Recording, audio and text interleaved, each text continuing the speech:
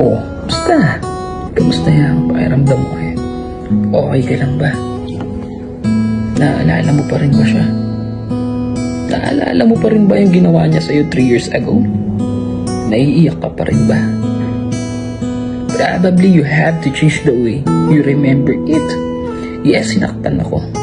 Yes, nagka-problema kami. Yes, naghiwalay kami. Yes, dinaya ako.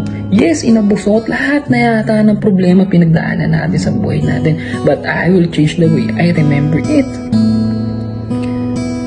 Thank you, Lord, sa mga ginawa niya sa akin nung una. Kasi pinalakas ako ng mga problema na yun.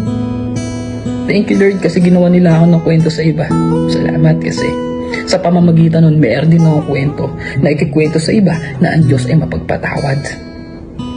Na ang Diyos ay nagbibigay ng second chances. Just change the way you remember it. Choose to forgive. Forgiveness is freedom. Diba ang sarap ng buhay na wala tayong problema? Kaya ikaw, kung ano man yung nararamdaman mo ngayon, kung ano man yung pakiramdam mo ngayon, let it go.